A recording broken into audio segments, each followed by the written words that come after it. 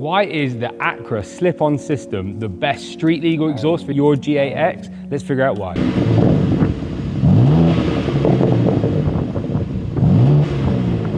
Always talking, I'm like, let them chat. Hold up, wait a minute. I've been getting money, you know I can live with that. Legend in my city, when it showed it on the map, and if I... Alright, so let's have a little look underneath a stock car. So this is a G87 M2, G80s, G81s or G82 M4s are all the same. Here in the UK we have these. These are OPF filters. They are essential for sound regulations and emissions. Every country in the world has these. These are secondary cats. Your primary cats are up in there. So the Acra system will link here and here, so it will remove this resonator, it will go around, it will then remove this massive back box from BMW, and it will put a nice titanium one, it will tuck it in the void above, and it will give it a nice open flow when the valves are open. When the valves are closed, it will resonate through the Acra back box, which is made of amazing materials. It will resonate it quite well, maybe as quiet as you need it to be. If you ever want to make it louder with Acra, it's a full modular system, so if you want to install the link pipes to go racing on a racetrack or use for motorsport, then by all means you can do that by installing additional link pipes. But yeah, we're going to remove all the system, put it on the floor, we'll then make a cut on the stock system, part it together, put it all back into place, strap it up and install the sound box. So I'm just looking at the wire diagram. I must say Acra's installation manual is by far the best I've ever seen in any exhaust system. So this shows you how to install this kind of sound control module. So just something like that. So we'll power it all together. Yeah, comes with everything you need really. Plug it all in. Yeah, we'll get on that. We'll get the stock system down, we'll make the cuts, we'll exchange everything over, and before we reinstall it, we'll install the technology.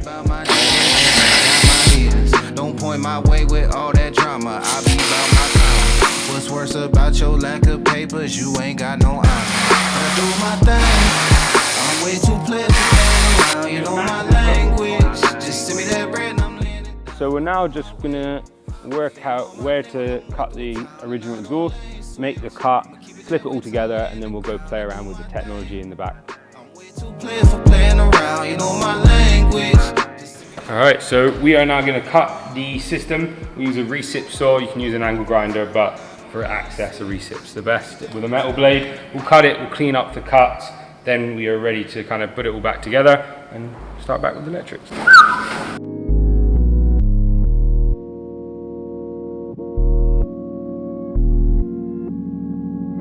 So we're going to do a quick comparison. This is the most important thing. Like for like comparison. What do they look like and what's the weight difference? So look wise, you can see the routing's relatively similar in terms of the pipe work. BMW's exhaust, they've obviously spent thousands and thousands developing them to get that 510 brake horsepower, but then they have to add the emission things in and it affects it. But otherwise, yeah, routing's pretty much the same through the center of this exhaust. It really comes into this area here where it comes out through the valve system and straight out when the valves are open.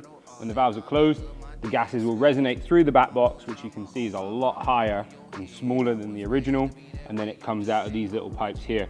BMW valves, they are quite active, so they're always going to be moving. We'll see the difference once we install the sound box, but more importantly, let's see the weight. So this is the titanium system.